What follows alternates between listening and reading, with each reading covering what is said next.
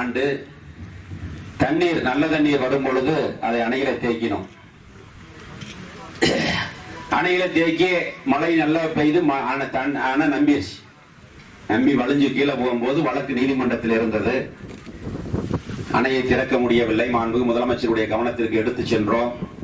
வழக்கு நிலுவையில் இருக்கும் பொழுது திறக்க முடியாது, வழக்கை வாபஸ் பெற செய்யுங்கள், இல்லது வழக்கை விசாரணை செய்து முடிக்க வேண்டும் என்று சொன்னார். அப்பொழுதுதான் ஜெகநாதன் என்பவர் வழக்கு தொடர்ந்திருந்தார். அவரிடத்தில் பல முறை பேசி அவர் அதற்கு ஒத்துக்கொண்டு வெறும் பேப்பர்ல கையெழுத்து போட்டு கொடுத்தார். வந்திருப்பார் நினைக்கிறேன்.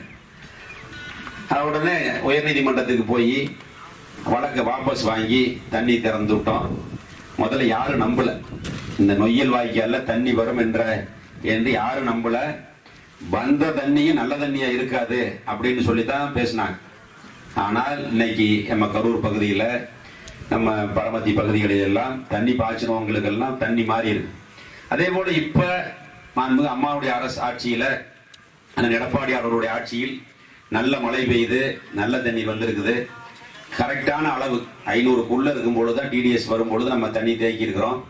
கிட்டத்தட்ட 60% நீர் இந்த அணையில தேக்கப்பட்டிருக்கிறது. இன்னும் மழை காலம் இருக்கிறது. நிச்சயமாக இந்த ஆண்டு சென்ற ஆண்டை விட அதிகமான நீர் விவசாயிகளுக்கு திறந்துவிடப்படும். நொய்யலாறு கரூரில் வந்து சேர்ந்து காவிரியில கலக்கிறது. அதில அந்த கழிவுகள் கலக்காமல் இருக்க வேண்டும் என்பதற்காக மாண்புமிகு முதலமைச்சர் அவர்கள் சுமார் 230 கோடி ரூபாய் நிதியை கொடுத்து அதற்கான பணிகள் நடைபெற்றுக் கொண்டிருக்கிறது. இனி வருங்காலங்களில் சாயக்கழிவு நம்முடைய வாய்க்காலில் கலக்காமல் இருப்பதற்காக மாண்புமிகு முதலமைச்சருடைய எடுத்த சீரிய நடவடிக்கைக்கு இந்த பகுதி விவசாயிகள் நன்றி கடன்பட்டவர்களாக இருக்க வேண்டும் என்று தெரிவித்துக் கொள்கிறேன். அதே போல மாண்புமிகு முதலமைச்சருடைய கவனத்திற்கு எடுத்து சென்று நம்முடைய எல்பிபி பாசன பகுதி கரூர் மாவட்டத்தில் 4000 கிட்டத்தட்ட 2.25 லட்சம் ஏக்கர் பாசனம் பெறக்கூடிய பவானி ஆற்றில் இருக்கக்கூடிய பவானி சாகர் அணையிலிருந்து பாசனம் பெறக்கூடிய 2.25 லட்சம் ஏக்கர் பாசனம் பெறுகிறது. அதில் கரூர் மாவட்டத்தில் கடைமடை பகுதியாக வெறும் 4500 ஏக்கர் மட்டுமே பாசன பரப்பு இருக்கிறது. தண்ணீர் வறண்ட காலங்களில நம்முடைய மாவட்டத்திற்கு தண்ணீர் வருவதில்லை. மாண்புமிகு முதலமைச்சருடைய கவனத்திற்கு எடுத்து சென்று சென்ற ஆண்டுக்கு முன்னர் விவசாயிகள் நேரடியாக மாண்புமிகு முதலமைச்சரிடத்தில் அழைத்து சென்று தண்ணீரை கடைமடை வரை திறந்துவிட்டு கடைமடை வரை விவசாயம் செய்திருக்கிறோம்.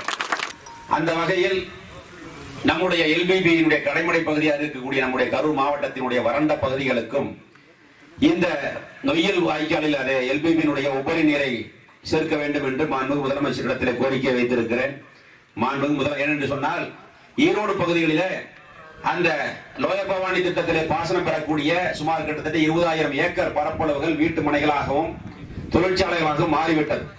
அங்கே குறைந்திருக்கக்கூடிய பாசன பரப்பை கரூர் மாவட்டத்திலே விரிவுபடுத்தி கொடுக்க வேண்டும் என்று மாண்புமிகு முதலமைச்சருடைய கவனத்திற்கு எடுத்து சென்றிருக்கிறோம். அதே போல மாண்புமிகு முதலமைச்சர் அவர்களும் ஒரு குழு அமைத்து அதை பரிசீலிப்பதாக வாக்குறுதியை கொடுத்திருக்கிறார்கள். நிச்சயமாக வருங்காலங்களில் அதற்கான வேலைகள் நடைபெற்று நம்முடைய பகுதியில் லோயர் பவானி திட்டத்தில் இருக்கக்கூடிய பாசன பரப்பு விரிவுபடுத்தப்படும் என்பதையும் நான் இந்த நேரத்தில் அன்போடு தெரிவித்துக் கொள்கிறேன். அதற்கு மாண்புமிகு முதலமைச்சர் அவர்கள் நிச்சயமாக அதை செய்து கொடுப்பார் என்று இந்த நேரத்தில் தெரிவித்துக் கொண்டு, அது மட்டுமல்ல,